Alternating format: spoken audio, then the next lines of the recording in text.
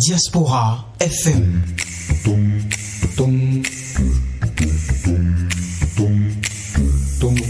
Diaspora FM, en direct de la Fondation Espace Afrique Civre de Glody c'est le pied. Le point 7. Le point 7. Votre émission de décryptage de l'actualité nationale et internationale sur Diaspora FM, la 102.3, tous les vendredis à 18h, rediffusion dimanche 17h.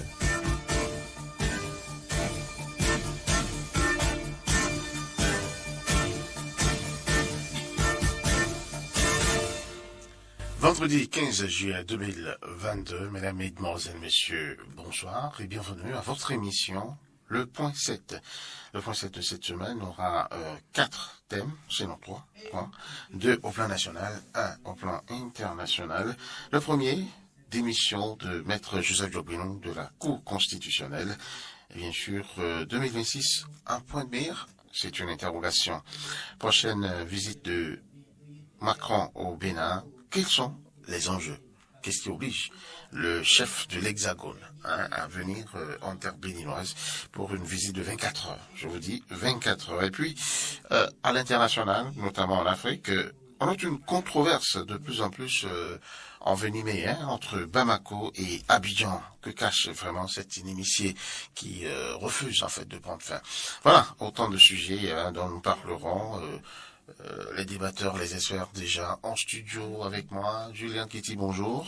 Bonjour Peggy Ludovic Daba, bonjour à tous les amis auditeurs de Diaspora FM. On peut s'autoriser aussi à dire bonsoir. Bah oui, bonsoir. Puisque nous sommes dans l'après-midi, en tout cas, en début de soirée. Voilà, et puis aussi l'autre avantage, Diaspora FM, c'est dans le monde entier aujourd'hui, c'est selon où on se trouve. C'est ça. Sur la planète Terre. Donc bonjour, bonsoir. Bonjour, bonsoir. Casimir Payet. Bonjour Peggy Ludovic Dawa, bonjour chers auditeurs de la 102.3. Et même sur satellite. Bah ouais. Et même sur YouTube. Voilà. Allez, on va y aller, mais il y a quand même un fait, un fait de société qui tient pratiquement tout le Bénin en haleine. On va quand même pas y aller sans dire un mot très rapidement. Une femme qui réussit à arracher la vie à son homme, à sa moitié.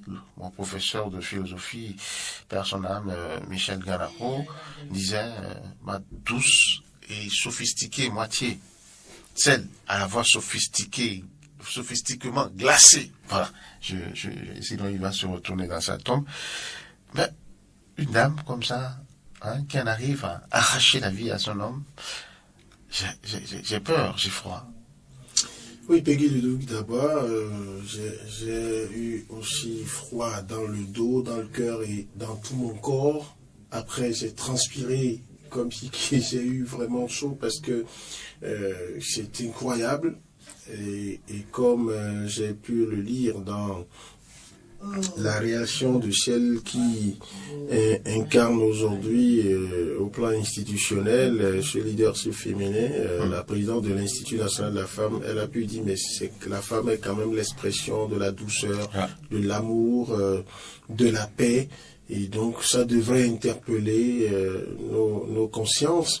Et elle a eu le mérite de dire en plus que, en plus de dénoncer cette barbarie et de rappeler que la loi dans notre pays ne permet pas cela, parce que la loi sur les dispositions spéciales de répression des infractions commises à raison du sexe des personnes, et cette expression à raison du sexe des personnes déjà montre que c'est autant valable pour l'homme que pour la femme. Et après elle a dit, ce drame devrait nous amener à réfléchir davantage et collectivement sur comment aider les acteurs de la vie de couple à mieux se gérer pour qu'on n'en arrive pas à des situations du genre, parce que je suis sûr que c'est au détour d'une crise de jalousie que cette femme en est arrivée à commettre ce crime-là. Et ça, ce n'est plus une affaire seulement des familles éplorée, ou de la famille de celle qui s'est transformée en bourreau pour son mari, mais c'est également toute la société qui est en émoi. Parce que chacun dans son foyer, nous sommes trois gaillards dans ce studio. L'émission, ce n'est pas pour que nous venions dire nos jérémiades, mais vous êtes d'accord avec moi?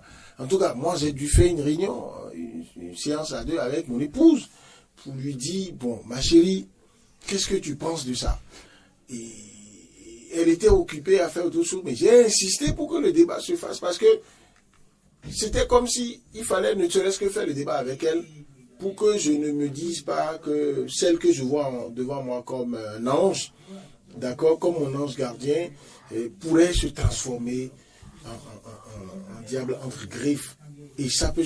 Regardez, si ce n'est que les images qui peuvent vous permettre de savoir les photos des gens pour savoir un peu près de quoi il peut être capable. Quand je regarde l'image de la dame, jamais, en tout cas moi je lui aurais donné... Ça ne pouvait jamais venir à l'idée qu'elle pourrait faire quelque chose du genre. Je lui aurais donné forcément la communion sans confession. Et vous voyez l'homme, quelqu'un qui est innocent, qui a l'air innocent, quelqu'un qui visiblement, socialement, a quand même réussi, il se bat. J'ai appris que, je me suis fait dire que c'est un opérateur économique. Ça veut dire que ce n'est même pas un jeune qui s'est allé se cacher derrière le fonctionnariat, derrière l'administrativisme. C'est quelqu'un qui se bat pour gagner sa vie et qui a quelle âge ils ont, c'est entre 25, 26 et 30 ans. Donc un jeune couple, non, un jeune couple. Ils ont des enfants, plus grave encore, 2 enfants. Je ne sais pas si c'est vrai la partie où on me dit que la femme est même enceinte d'un 3e pour cet homme. Alors du coup, la question que vous me posez, Peggy Ludovic Dagba, pour une fois, j'ai envie de vous dire que je n'ai pas la réponse. Je ne sais pas ce qui peut amener une femme à poser un tel acte. Quel est le souci? Si tant est que elle a conçu sa vie comme sa vie de couple comme devant se passer entre elle et son mari seulement, et personne d'entre les deux ne devrait regarder ailleurs, lorgner ailleurs, alors si elle se rend compte que c'est inévitable que son mari le fasse, parce que nous les hommes aussi, il nous arrive de tenir de ces propos-là en pensant que ça n'aurait des conséquences que ici et maintenant, pas des conséquences dramatiques. C'est-à-dire, il nous arrive par exemple, ta femme te fait des caprices, elle parle beaucoup, tu dis, bon d'ailleurs c'est quoi, même si je n'ai pas 2 femmes, c'est parce que je n'ai pas encore décidé ça. Et même si je le faisais, quel était le problème? Quand les femmes prennent l'habitude de nous dire, mais et vous les hommes, pourquoi est-ce que vous nous refusez là, vous le faites? On a tendance, moi, je peux vous dire, moi j'ai tendance à répondre, mais l'homme c'est pas comme la femme, non pas pour justifier que nous allions tricher ailleurs. D'ailleurs, on travaille au quotidien, et comme pour vous arracher un peu de sourire malgré le fait que nous parlons d'un drame, nous travaillons tous les jours, vous et moi, à tendre vers cette docilité, cette sagesse que on nous veut dans nos foyers. Mais franchement, comment on peut imaginer que en plein sommeil, vous retrouvez, j'ai pas envie d'écrire ça. Ne racontez plus parce que des coups de rache. Je sais pas si vous avez sur votre cou. Je sais pas si vous avez regardé un peu les réseaux sociaux aujourd'hui. Il y a une caricature qui est passée où on voit l'homme désormais avec son casque jusqu'au cou, et il est assis sagement sur le lit et sa femme s'étonne, mais papa, Dagbia. Ouais. Il dit, faut prendre sa disposition. Il dit plus rien. Moi, j'ai l'image. J'ai dû dire en discutant avec mon épouse, quand j'ai fini, j'ai dit, bon, si je n'ai pas toutes les garanties avec toi, chérie, c'est que les soirs, je dors dans mon armoire. Je le fais l'intérêt de rester assis, comme un prisonnier coincé dans sa cellule. Et le matin, comme on a les yeux ouverts, on se retrouve se comporter en tourtereau. Casimir Pédion, très rapidement sur la question. Franchement, elle est vraiment préoccupante. C'est une scène macabre. Elle est chaude. C'est d'une barbarie rare. C'est d'une cruauté indescriptible. Je ne sais pas ce qui peut se passer, ce qui peut arriver à une femme pour qu'elle décide de charcuter. C'est l'expression de charcuter un homme, son mari, celui avec qui il a partagé un certain nombre de secrets, pour avoir 2 enfants, je ne sais pas ce qui peut se passer. Ce que je sais, c'est que les scènes de jalousie, les scènes de ménage, ça ne manque pas. La fidélité dans un foyer, ou l'infidélité, si vous voulez, dans un foyer, ce n'est pas un sujet à débattre. On ne peut pas ici se mettre à dire qu'est-ce que l'homme lui a fait pour mériter ça. Mais elle a tellement préparé son coup qu'il n'y a pas une virgule qui est échappée à son scénario. Au point où elle s'est levée d'elle-même pour aller donc au commissariat déclarer ce qu'elle a dû faire. Ça pose un véritable problème. Moi, je parais qu'elle a acheté nouvellement sa hache. Ça veut dire que elle a acheté l'instrument du crime. Donc elle a planifié, c'est prémédité. L'acte est prémédité et c'est d'une cruauté rare. Elle a décrit le scénario dans sa tête.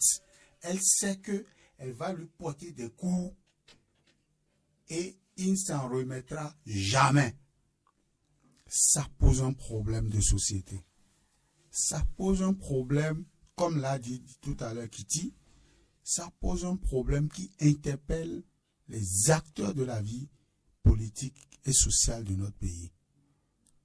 Parce que cet acte, nous devons l'intégrer dans les analyses et comprendre les raisons pour que cela ne puisse pas se répéter. Je n'ai pas envie de donner des exemples, mais vous avez vu de l'autre côté du pays de l'oncle Sam. Aujourd'hui, on parle des tueries en série dans les écoles, dans les lieux publics, des individus qui débarquent avec des armes et qui dégainent sur leurs collègues, sur leurs camarades ou bien sur leurs amis. Eh bien, si on ne s'y prend pas, si on n'étudie pas ces phénomènes-là, ça commence toujours quelque part. Nous devons pouvoir l'intégrer dans notre société, comprendre et décourager cela à jamais. Sensibiliser, parce que les scènes de ménage, je l'ai dit tantôt, ça ne manque pas. Mais comment est-ce que nos femmes, nos épouses, nos sœurs veulent désormais régler ces sujets-là? On ne peut pas aujourd'hui, vous le disiez en caricature, on ne peut pas aujourd'hui porter des masques pour aller dormir. Et lorsque vous finissez d'énerver votre partenaire, soit dit en passant, puisque c'est nous qui énervons chaque fois les femmes, vous remontez dans votre chambre pour dormir. Et lorsque vous êtes en plein sommeil, eh bien, c'est la hache aujourd'hui. Peut-être que demain, ce serait de l'eau chaude. Peut-être que on va commencer par préconiser les chambres à part, où chacun ferme sa porte. C'est contraire. Alors, ce qui n'est pas bien pour l'entretien de l'amour. Merci. Et c'est contraire même aux lois de la République parce que au mariage, devant l'officier d'état civil, vous devez pouvoir prouver que désormais vous vivez ensemble et dans le même lit. Avant que donc l'officier d'état civil ne vous unisse. Alors donc ça pose un véritable problème de société. Et nous devons étudier ce phénomène-là. C'est à décourager, mais c'est aussi à étudier avec beaucoup donc de précautions pour comprendre les réalités. Il a dit, Kitty, quand vous voyez la jeune fille, vous lui donnez la communion sans la confession. Vous ne vous imaginez pas voir une jeune dame de sa trempe se laisser aller à une telle barbarie. Et donc, véritablement, c'est un sujet. Alors, les filles, parce que lorsqu'un phénomène comme ça se produit, chacun a son analyse. Si on ne frappe pas comme cela se doit, c'est-à-dire la justice va frapper et on fait la communication autour, eh bien, on peut assister à un retour dans la société où les femmes se disent, les jeunes dames se disent désormais, si le mien commet l'erreur de me trahir, eh bien, c'est réglé avec une manchette ou bien c'est réglé avec une hache.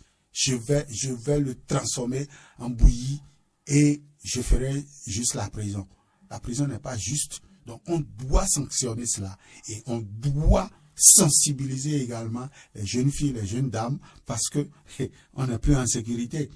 Je me souviens, dans une caricature également sur les réseaux sociaux, un jeune demandait à un vieux qui s'est marié il y a plusieurs années, il lui demandait le secret donc de la vie conjugale. Il dit mon jeune, ce que j'ai à te dire, c'est que le seul combat, la seule guerre où vous connaissez votre adversaire d'avance, c'est le foyer. Vous devez donc savoir que vous y allez, non pas en amitié, mais aussi en rivalité parfois, parce que les scènes de ménage, quand vous finissez, c'est toi l'homme qui ferme la porte sur toi-même et elle peut te transformer en ce qu'elle veut. C'est véritablement dommage. Paix à l'âme. Malheureusement, il porte mon nom. Paix à l'âme de Casimir. Et il porte l'initiale de ton nom de famille. De mon nom de famille. Bon. Ça a prêté à confusion. Beaucoup de gens pensaient que c'est Casimir Pédior qui a été donc victime de ça. Non, c'est pas Casimir Pédior. C'est un certain Casimir, K. Paix à l'âme donc de Casimir. Et également beaucoup de soutien à la famille parce que vous êtes là un matin et puis on vous annonce que votre fils n'est pas malade, il n'a rien, et puis patatras, il est désormais de l'autre côté. Ça fait mal. Il est mort la gorge tranchée. Vraiment, à une hache tenue par son épouse, celle qu'il a choisie parmi toutes les femmes qu'il aurait pu choisir. Franchement. Vous y tenez, on va pas rejouer. Et ce que je vais ajouter à ça, selon un commentaire donc certainement de quelqu'un qui connaît un peu la famille, la fille aurait défié ses parents par le passé, alors qu'elle était donc au collège. Elle aurait défié ses parents, je dirais pas à cause, mais grâce donc à ce monsieur-là, parce que c'est ce monsieur qui lui faisait des avances et elle était incapable de suivre les cours convenablement pour donner le résultat que ses parents attendaient d'elle. Et qu'est-ce qui a pu se passer pour que l'eau qui a servi à élever le poisson serve maintenant à sa cuisson? Mais ça pose le problème aussi de la réflexion sur la manière dont les couples se constituent aujourd'hui dans notre pays. Bien Ce sûr. que vous venez de dire est très symptomatique. Pour des gens qui se sont... on va pas vraiment s'attarder là-dessus. On pense qu'on fait des débats sur les familles qui se sont mises ensemble donc à travers ces deux-là.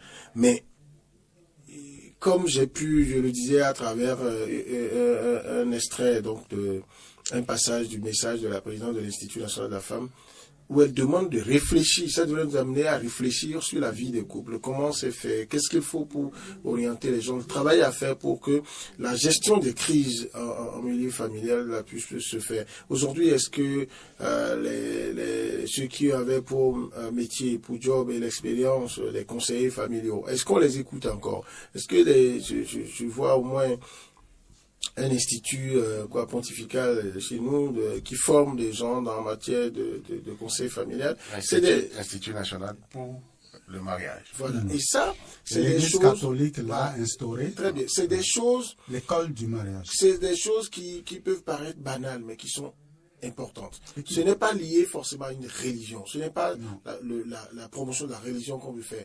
Mais l'institution qu'est le mariage est sacrée.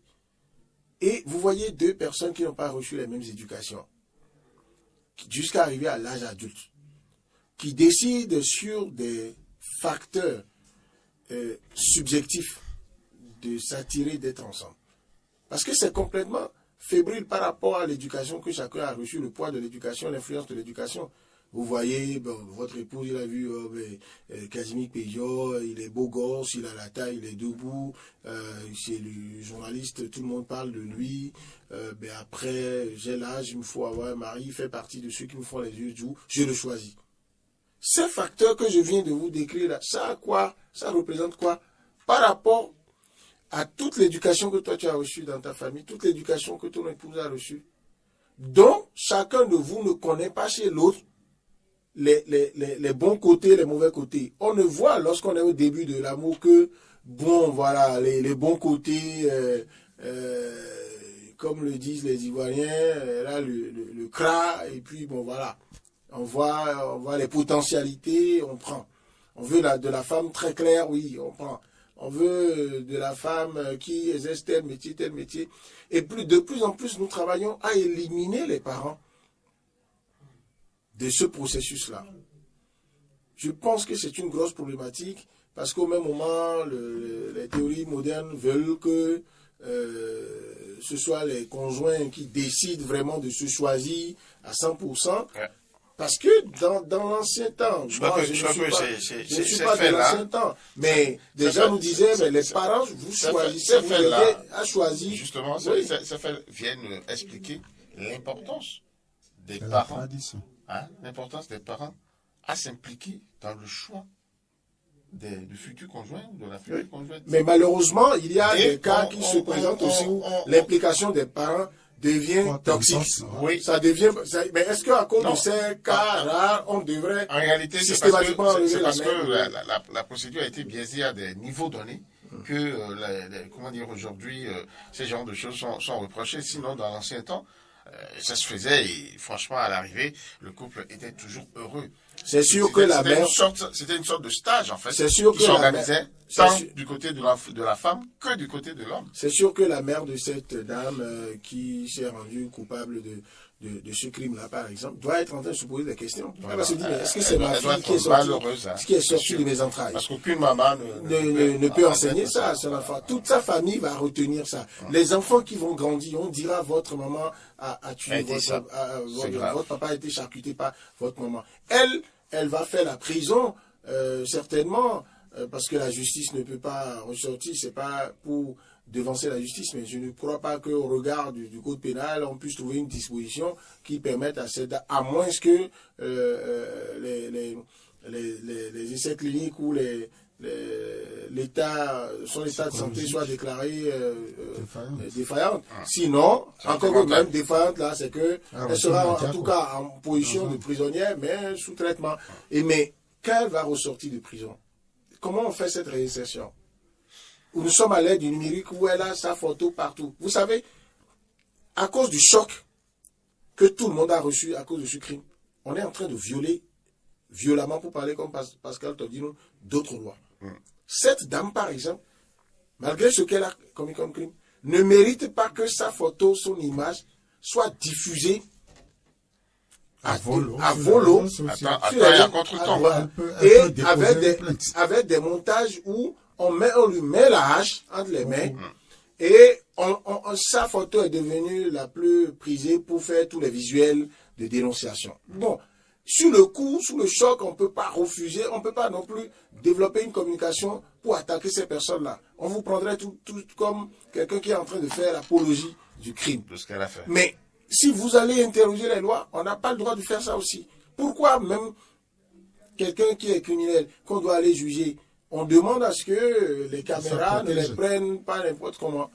Parce que quelqu'un qui a commis un crime aujourd'hui mérite d'être défendu devant la justice. Ouais. Encore qu'il est. C'est pas le crime d'innocence. Justement, c'est ce que je voulais mettre en lumière. Parce que jusqu'à là où nous parlons, aucune juridiction n'a encore déclaré qu'elle est coupable. Donc, il faudra aussi savoir raison garder à ce niveau. Et c'est en ce sens-là que ce que vous dites prend tout son pesant d'or. Parce qu'à ce moment-là, on est en train de violer vraiment son droit à l'intimité. Malheureusement. Voilà. En tout cas, voilà autant de... Et en attendant donc que toutes ces questions ne soient élucidées, bien sûr, toutes ces questions ne soient élucidées donc par les sachants, moi je voudrais demander aux couples, que ce soit jeunes ou vieux couples, instaurer le dialogue. Instaurer le dialogue.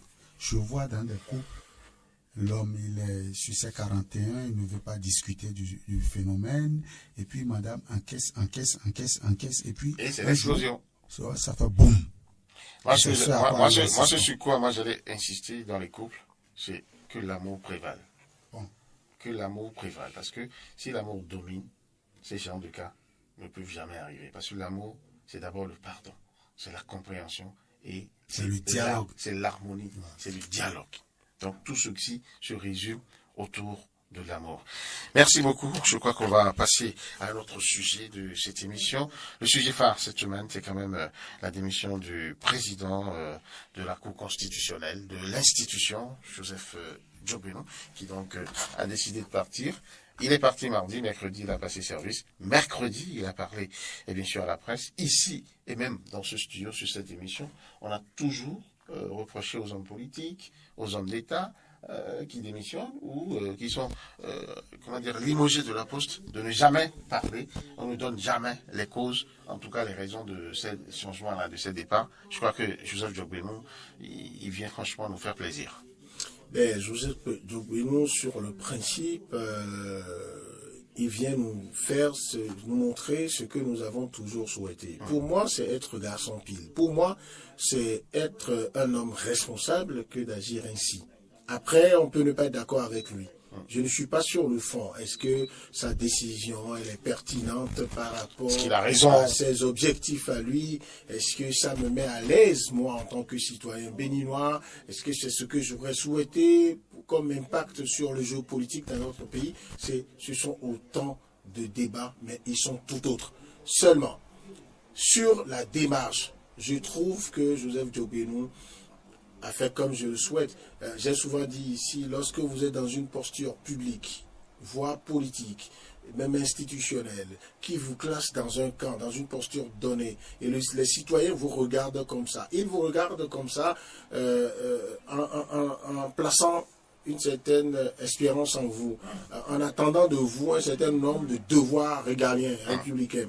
Ensuite, ils vous regardent comme ça parce que vous incarniez des valeurs morales, parce que vous incarniez un certain nombre de valeurs que eux, peut-être, ils ont besoin que des gens de votre trempe incarnent pour que ça puisse les traiter vers le haut. Mais quand subitement, ils se lèvent un matin et vous trouvent dans un autre rôle, et parfois un rôle diamétralement opposé à celui dans lequel ils vous voyaient, à la posture dans laquelle ils vous voyaient, et vous dites que, bon voilà, vous ne dites rien, et vous dites, bon, désormais, c'est comme ça. Et il faut le prendre comme ça. Et ça non seulement... C'est à la limite de l'irrespect. C'est de l'irrespect pour les gens. Alors, que Joseph Diogbenou est démissionné, je suis très légaliste sur les bords, aucune loi de la République ne l'empêche de le faire. On a déjà vu d'ailleurs un membre de la Cour constitutionnelle démissionner ici. Et ironie du sort, c'était aussi vers la fin du mandat, même si pour Joseph Diogbenou, il reste une bonne année. Maître Dako avait démissionné, je crois, à quelques semaines de la fin du mandat de Théodore Olo. Et ça nous a amené à réfléchir à ces pans de la Constitution de 90 que nous n'avions pas pris l'habitude de lire régulièrement parce qu'il y a des pans qui n'étaient pas... Parce que c'est à ce niveau-là que tout le monde a su, beaucoup d'ailleurs ont su que oui, ça peut se passer ainsi. On a beau les appeler sages, ça ne suffit pas qu'ils ne peuvent pas exercer le droit de démissionner. Alors que Joseph Diogbenou démissionne, bon maintenant vu sa taille, vu le parcours assez actif et dense que lui a eu, et vu les perspectives à venir, on en a suffisamment parlé, c'est clair, c'est pour tomber ailleurs et pour atteindre d'autres objectifs. Et lui me l'a dit, ce ne sont pas les positions qui importent, ce sont les objectifs. Ça veut dire que vous avez beau maintenant, vous, population du Bénin, citoyens, responsables, journalistes, vous avez beau le voir, pourquoi pas, dans le manteau de président de la Cour constitutionnelle, après avoir tergiversé au départ, quand il prenait fonction, on a finalement pris le temps de s'habituer au manteau de président de la Cour constitutionnelle pour Joseph Diogbenou. Mais pendant qu'on a l'impression, comme un bon vin, il commençait pas à se bonifier et qu'on aurait de tout cœur souhaité qu'il prenne un second mandat à la tête de la Cour constitutionnelle, parce que ça pouvait se faire tant que ceux qui peuvent contribuer à ça, aussi bien au niveau du palais de la présidence que du palais des gouverneurs, sont là. Mais c'est en ce moment le monsieur démissionne. Mais il n'attend même pas plus de 24 heures. Pour venir faire, même s'il le met à son profit d'ailleurs, dans la malice connue aux hommes politiques, il s'impose quand même le devoir de venir s'expliquer au peuple. Il pouvait se contenter de la cérémonie de passation de service qui est dans un cadre institutionnel qu'impose la juridiction elle-même, le protocole d'État lui-même.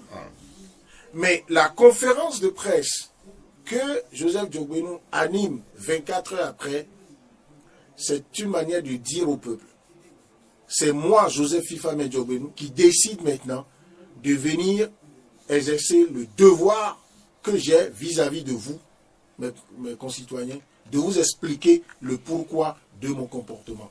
Donc, ça, je trouve que c'est responsable.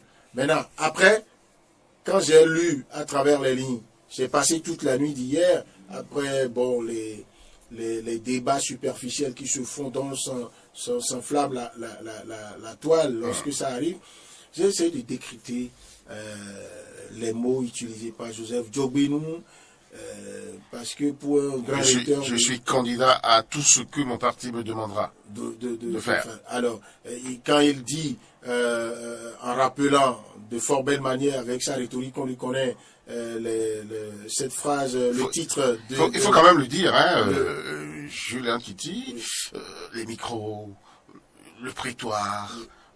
ces gens d'intervention manquaient quand même à l'homme, parce qu'il a tout le temps dit il y a l'obligation de réserve de la Cour constitutionnelle qui, franchement, apparemment, ne l'arrangeait pas du tout. C'est pourquoi il vous dit, je pense que Joseph Djogbenou a vécu deux types de souffrances. Hein.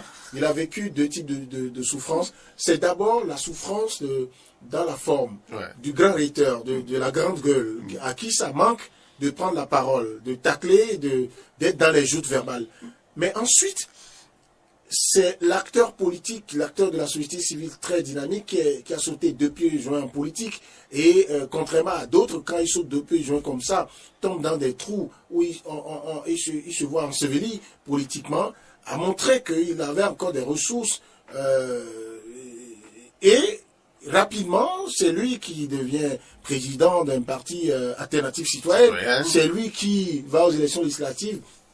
Il est élu député. Il est président de la commission des lois. Il est, pour parler comme l'homme de la rue, devient ministre garde des Sceaux.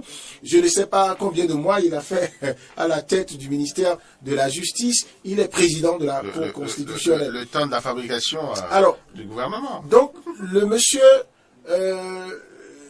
autant il dit les positions n'importe pas plus que les objectifs, mais je pense qu'il sous-entend que les positions permettent quand même d'écrire, de tracer les signaux qui mènent vers l'atteinte des objectifs. Parce qu'aujourd'hui, le fait qu'il a été président des partis... Julien Kitty, je ne vais pas vous arrêter, mais il y a votre vis-à-vis qui est là, qui n'a pas dit un mot jusque-là sur la question. Je le vois s'impatienter. Je le laisse intervenir. Allez-y. Alors moi, par contre, je ne vais pas me dédier. Je vais un peu contredire ce que vous avez dit tout à l'heure. Moi, j'ai pas apprécié... C'est votre droit, c'est le plus absolu. J'ai pas apprécié la forme de cette démission. Je l'ai dit. Pourquoi? Il y a moins de 24 heures, précisément le mercredi, sur une chaîne de télévision, j'ai dit je n'ai pas aimé parce que le fonctionnement de nos institutions m'écoeure, me désole. En ce sens que Joseph Djogbenou, avant cette démission, on l'a vu à la Marina. Et avant la Marina, il était... à l'Assemblée nationale. Non, c'est après la Marina, il est allé à l'Assemblée nationale, je crois. Non, il était d'abord à l'Assemblée nationale. Ensuite, il était chez l'ancien président de l'Assemblée nationale, Maître Adrien Goumédi. Et c'est juste après ça maintenant, quelques semaines après, qu'il va à la Marina. Alors, et déjà les réseaux sociaux avaient déjà commencé par donc publier ces images. Et subitement, après la Marina, le lendemain donc de cette visite, c'est-à-dire le mardi, il démissionne. Le mardi, quel est le problème? Le problème que j'ai posé sur la chaîne en question, l'ORTB, le mercredi, c'est que nous sommes restés là, spectateurs, même nous, acteurs, leaders d'opinion politique ou économique, nous ne savons pas qu'est-ce qui s'est passé. Et il se fait que, si vous regardez les publications du lundi, du mardi et du mercredi, tout le monde est resté sur le conditionnel. Probable. Parce que vous ne faites plus votre travail au Bénin. Non, parce que les journalistes ne font plus leur travail. Nous ne sommes pas des Le travail du journaliste, c'est aller chercher l'information. Non, aller chercher l'information. Quel que soit le prix. Oui, quel que soit le prix, mais pas dans ces conditions-là. Non, nous ne sommes pas des génies pour pénétrer le fin fond donc de la pensée du chef de l'État, Écoutez, de Joseph Dogbenou, inventez-vous les de moyens. Joseph Dogbenou Inventez-vous les et du moyens. président de l'Assemblée. Inventez-vous Lorsque ces les messieurs se moyens sont qui vous rencontrés, permettront d'atteindre vos objectifs. je l'ai dit dans ce studio, lorsque ces messieurs se sont rencontrés, eh bien, ils nous servent, non, nous sommes allés parler des questions donc de paix et de sécurité. Alors que, ils ont parlé d'autre chose. Mais allez chercher. Ils ont parlé de la... Personne ne vous refuse. On va chercher ça comment? Mais allez-y. Et moi, Le je l'ai journaliste- dénoncé, le je l'ai journaliste est dit, payé pour ça. Joseph Dogbenou, tel quel, était une institution. Ouais. Et donc, il doit avoir un travail de l'institution qu'on doit remarquer. Il doit avoir des ballons d'essai. J'ai donné l'exemple de l'Ukraine. J'ai donné l'exemple de la crise de l'Ukraine. J'ai donné l'exemple de Joe Biden. J'ai donné l'exemple de Vous la n'aviez France. pas non plus toutes Eh les ben, informations sur la crise ukrainienne. oui, je sais. Il y a crise ukrainienne. c'est pas tout, mais nous savons lorsque Joe Biden va à une rencontre, on connaît le contenu. Ici au Bénin, on dit non, on va pour la paix, on veut se voir, on va décider et vous verrez. Non, on doit pouvoir nous donner les armes. C'est heureux, mieux vaut tard que jamais. C'est heureux que 24 heures après. Julien Titi, 2 secondes, je dois pouvoir reprendre mon confrère Casimir Pédion là-dessus. Et ça, c'est le basique du journalisme. Le journaliste, il doit aller quêter l'information. Il doit chercher. Oui, Il doit chercher. Je l'ai dit. L'information. Je suis d'accord avec vous. Mais vous n'inventez pas. Quand on le dit, il y a la source officielle. Personne n'invente. Une institution comme la Cour constitutionnelle, c'est une source officielle. Et je défie même le matinal, encore que ce n'est pas la référence au Bénin, mais un grand journal comme le matinal n'a pas pu avoir l'information et a spéculé autour de la démission. Mais si les journalistes ont démissionné, qu'est-ce que vous allez faire? Selon moi, je suis d'accord avec vous, M. Pédion, que ça pose un problème. Mais là où je ne suis pas d'accord avec vous, mais vous semblez vous refuser de toucher le problème du doigt. Le problème, c'est celui dont parle Peggy Ludovic Daba. Ce sont les journalistes qui ont fait... Il y a 2 options possibles, 2 hypothèses. Soit qu'il y a eu des journalistes qui ont refusé de faire leur travail jusqu'au bout et ont fait donc dans la facilité de voir qu'est-ce qui s'offre superficiellement. On fait la supplication. C'est une option d'attendre tout des couloirs institutionnels. Et dans les couloirs institutionnels, on a un certain nombre. Nous-mêmes, on a traîné nos bottes dans ces milieux. On sait que c'est de l'information arrangée. D'accord. Maintenant, qu'est-ce qui empêchait un journal... je ne stigmatise pas un journal, mais qu'est-ce qui empêchait un journaliste d'investigation d'avoir un carnet d'adresse qui lui permet, puisque ce qui est révélé après, là, ça se discute quelque part. Qu'est-ce qui empêchait les journalistes d'investigation d'avoir des tuyaux jusqu'à ce niveau pour avoir l'information et avoir le courage de l'illustrer? Nous n'allons pas journaliste dans ce pays. Nous n'allons pas aller percer ce mystère-là. Merci. Nous n'allons pas faire la leçon. Nous n'allons pas faire le coup du journaliste dans ce studio. Non. Mais moi, je refuse de croire que tous les journalistes béninois n'aient pas le réflexe pour faire ce travail. Ben voilà. Non, le débat n'est plus dans ce sens également. Moi, nous n'avons pas, à aucun moment on a dit qu'il n'y a pas de journaliste d'investigation au Bénin. Une chose est d'être journaliste d'investigation, avoir les compétences. Toute une autre chose est de décider de le faire. Ce dont je vous parle, moi, personnellement, par exemple, je n'ai pas eu cette information sur les réseaux sociaux. Je l'ai appris sur RFI. C'est pas sur les réseaux sociaux. Mais permettez-moi de vous dire, même mon doyen qui a envoyé cette information au niveau donc de cette chaîne internationale est resté superficiel. Ben oui. Il a démissionné, point. Moi, je refuse ça. Et vous savez, de ce de quoi je parle, vous savez, lorsque le chef de l'État rencontre quelqu'un comme Joseph Dogbenou, ce n'est pas la première fois, mais on n'a jamais la substance de ce dont ils ont parlé. On vient seulement nous tenir le discours diplomatique. Oui, nous avons échangé des questions. Donc, véritablement, c'est mon point de vue.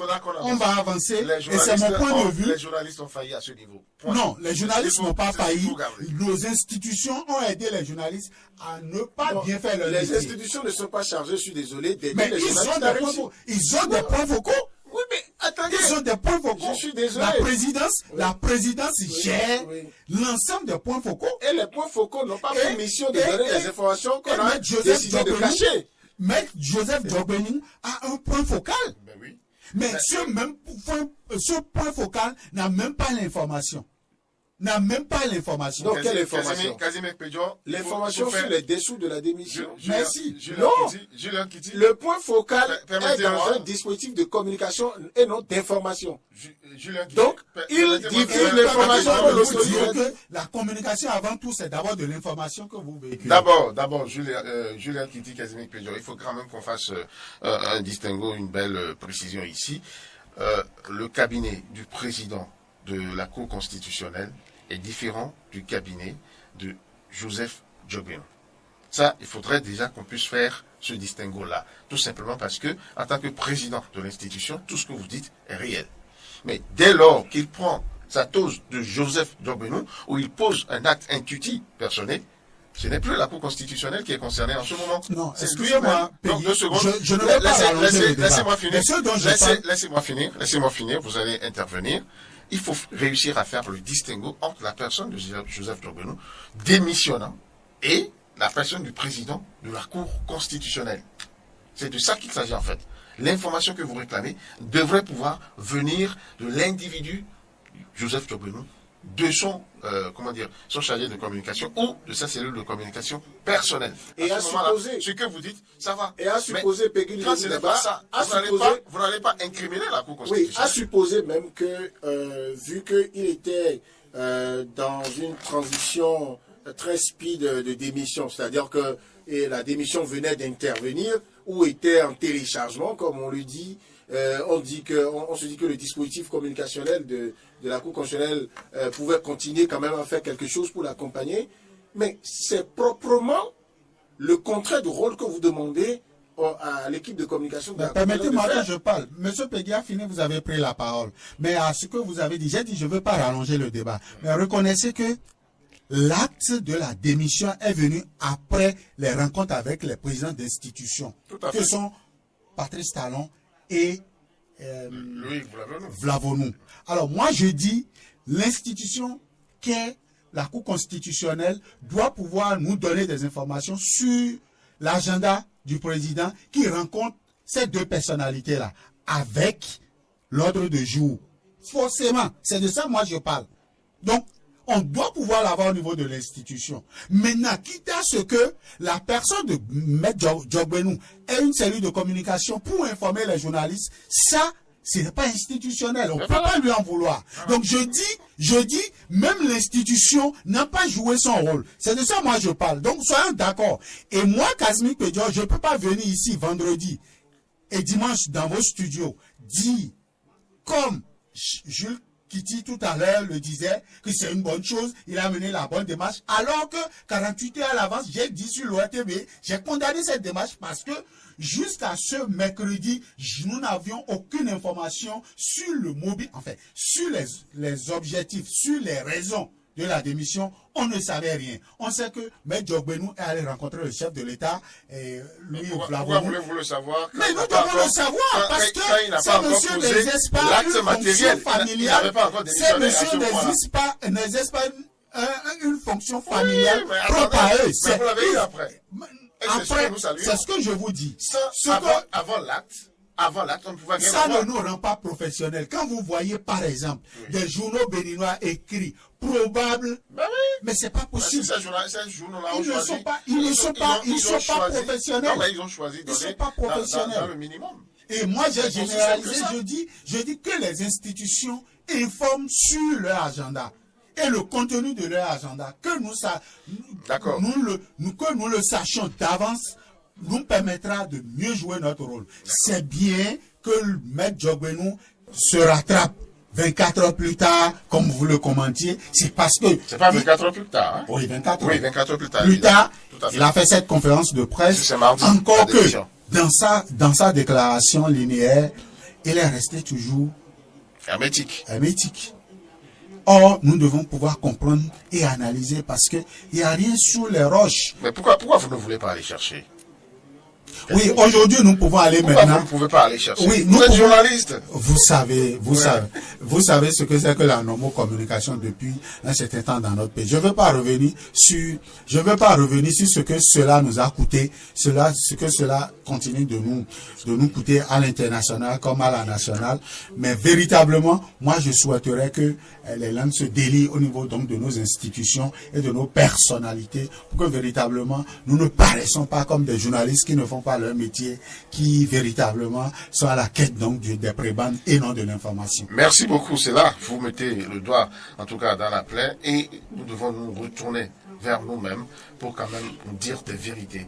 Le journalisme au Bénin est en train de pécher, le journalisme du Bénin est en train de rentrer dans l'attentisme et est en train d'accepter ce qu'on lui donne au lieu d'aller confronter ce qu'on lui donne à la réalité pour sortir la vérité. Julien Kitty, on nous fait signe que nous sommes pratiquement proches de la fin. Malheureusement, le temps est parti. Mais on va quand même dire un mot de la visite prochaine de Emmanuel Macron au Bénin le 27 prochain. Il sera à Cotonou. Qu'est-ce qu'il vient chercher au Bénin, Emmanuel Macron? Bon, j'observe que, et là encore, je vais peut-être vous décevoir, Casimir et toi, encore toi un peu moins, parce que j'ai l'excuse de ne pas être dans ce studio en position de journaliste d'investigation qui devrait... Même si vous l'avez été. Oui, et on ne cesse jamais vous ambitionnez revenir. Voilà. Donc à la manière de Joseph Dobrinou qui revient à la politique. Bon, on continue. Bon, en tout cas, en ce moment, nous nous mettrons du côté de la loi Galan pour nous exercer notre droit de revenir, de changer de position, mais dans la légalité, dans le respect des citoyens, en leur disant le pourquoi des choses qui restent pendant longtemps dans l'ombre. Et je voudrais dire, si Emmanuel Macron est annoncé à Cotonou, je préfère parler du contexte dans lequel ça arrive pour faire des hypothèses. Ça fait suite à une mini-tournée européenne du président de la République du Bénin. En Afrique.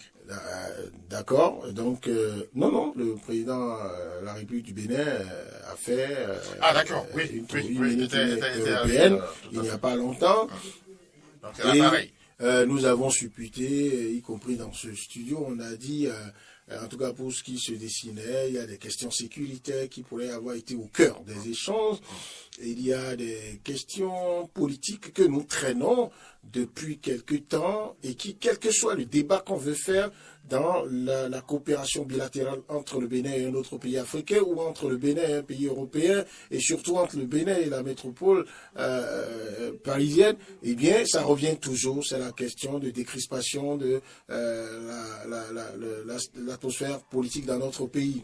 Alors, pendant que ça vient presque en vague, la libération de certains prisonniers qui avaient, avant donc de se mettre en conflit avec la loi, avaient des connotations politiques, et que ceux que ça arrangeait ont pu appeler des prisonniers politiques. Je ne me range pas sur cette ligne-là, parce que non. Vous l'avez raté, hein, ce débat. Non. On l'avait fait sans vous. Bon, c'est pas grave. Le vendredi dernier. C'est pas grave. Mais je connais mon ami Kitty. Il ne peut pas aller dans le même sens que le ministre. Non, je peux vous dire quelque chose. Emmanuel Macron, que le président français vienne ici. Je ne sais pas si depuis que Patrice Talon est là, on a déjà eu visite d'Emmanuel Macron ici. Non, on a eu plutôt la visite de François Hollande. Très bien, donc c'est une bonne chose pour la diplomatie, c'est un point pour la diplomatie. Il a beau être Emmanuel Macron, vous pouvez ne pas le respecter, mais bon, Emmanuel Macron, c'est quand même le président de la France. Et qu'est-ce qu'il vient chercher ici au Bénin? Et il vient ici pour discuter avec son homologue béninois, que mon ami Casimir Pédior a voulu, c'est lui qui devrait avoir des soucis à se faire, lui qui a établi un peu comme une opposition entre les deux. Il pensait que Talon donnait des leçons à Macron et il était à un droit de dire que Macron ne devrait pas être content parce qu'il ne serait pas légal de Talon. Mais voilà que Macron, après donc la visite de Talon, revient pour visiter. Non, vous avez compris à travers son collègue, s'il vous plaît, j'ai la parole, je vous en prie. Donc Macron qui vient visiter son collègue et président de la République souveraine du Bénin, et après des questions de sécurité, parce que la France est en discutant avec le Bénin et bien d'autres pays de la sous-région par rapport à sa présence donc dans la sous-région pour la lutte contre le terrorisme. Vous savez que l'actualité du Bénin au plan sécuritaire est marquée également par des attaques qui se multiplient, où nous avons quelques pertes de forces de sécurité et de défense. Certainement que ça va revenir dans leurs échanges. Mais est-ce que le président français avait besoin d'être présent ici? Peut-être que sa présence permet aussi de concrétiser un certain nombre de choses. Je ne serais pas étonné que quand il va arriver, par exemple, qu'il y ait des accords, je suppose, je suis dans la supposition qu'il y ait des accords qui soient paraphés chez nous. Et on devrait, j'en aurais fini, en être honoré, parce que ce ne sont pas toujours nos présidents ici en Afrique qui iront à l'Élysée pour aller signer des accords là-bas, pour que nous restions ici pour dire que ces accords leur ont été imposés. Que le président français lui-même se déplace pour venir ici, c'est une manière de changer les choses dans la coopération entre la France et les pays africains, pour qu'on en finisse avec la France-Afrique à la manière des époques des Bongo. C'est toujours ce que je disais tantôt. L'information donnée par le Bénin n'a pas tout son pesant d'or pour nous permettre aujourd'hui de dire à nos auditeurs avec précision un certain nombre de choses. Et je navigue parfaitement dans le marigot donc de mon ami Kitty, qui pensait plutôt le contraire. Je navigue parfaitement donc dans ces eaux pour dire oui, la question sécuritaire. Mais il y a aussi une question qui est sous-jacente, c'est la question du retour des biens culturels que Macron a bien voulu donc libérer. Et certainement, il y en a encore, parce que en son temps, le président du moins Patrice Talon lui avait dit: je ne peux pas vous dire merci parce que je ne suis pas encore ça. Il y a encore la tablette de Guédégué. Et je dirais mieux, il y a la statue du dieu Goum qui est encore restée là-bas, et beaucoup d'autres vestiges qui sont... 5000 pièces, nous avons dit. Ils viendront certainement pour signer des accords, il a dit, dans ce domaine-là, dans le domaine culturel et historique du Bénin, mais ils se pencheront certainement sur la question sécuritaire au nord donc du pays, voir dans quel cadre peut-être raccorder donc le Bénin à ce qui existait par ces accords donc de Barkhane ou de tout ce que vous voulez. Et également, n'oubliez pas, il a commencé par le dire, Macron aujourd'hui est la tête, enfin, la France est aujourd'hui la tête d'asile de plusieurs Béninois politiques, de plusieurs Béninois qui ont donc prendre donc leur jambe au cou. Qui ont maillé à partir avec Cotonou. Avec Cotonou. Et donc, dans ce sens-là, certainement qu'il y aura donc des choses à dire et à redire, voir dans quelles possibilités. Il y aura des recommandations. Il y aura donc des suggestions à faire certainement aux deux parties pour véritablement voir. Maintenant, si certainement ces messieurs ne posent aucun problème à la mère patrie, bon, mais j'ose bien D'ailleurs, il y a même des députés français qui sont en train de ranger contre son gré dans la valise de Macron, qu'arrivé à Cotonou, qu'il faut qu'il ouvre la poche Madougou, la poche Joël Aïvo. Donc, c'est pas que ceux-là. Non, ne voyons pas la face, c'est les plus en vue. Mais vous voyez, les plus jeunes, quand les sites, un certain Thibaut Ogou était en prison avant eux, mais on ne parle pas beaucoup de lui parce que, vous voyez, la vie est ainsi faite.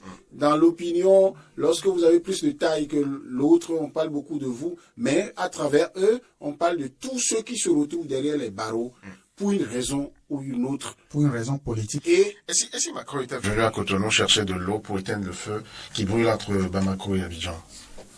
C'est possible que le Bénin puisse donc jouer sa diplomatie pour donc accueillir le président français. C'est possible aussi. Surtout que l'expertise béninoise est très prisée actuellement en matière de médiation. En Guinée. Oui.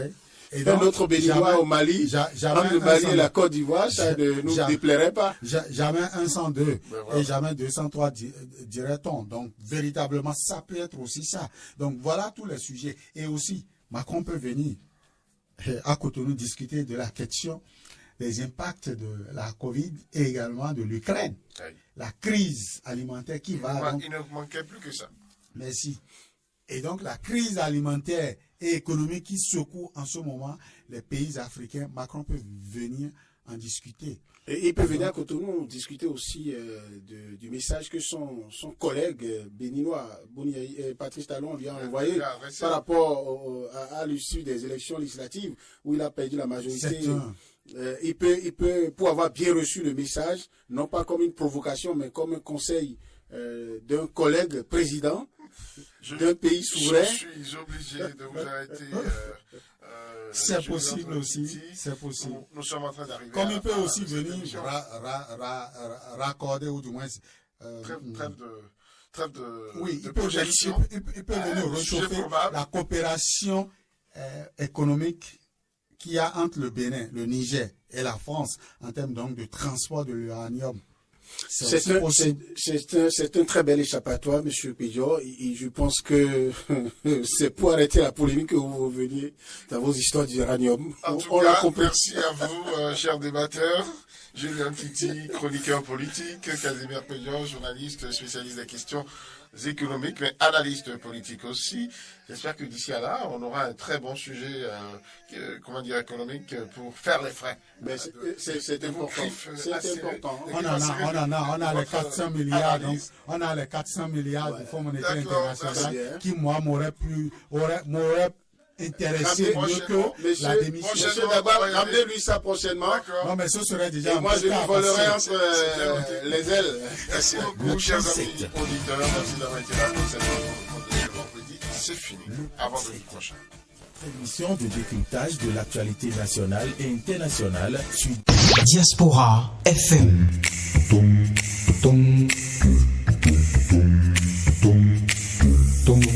Diaspora FM, en direct de la Fondation Espace Afrique Civre de Glody Bibi, c'est le pied.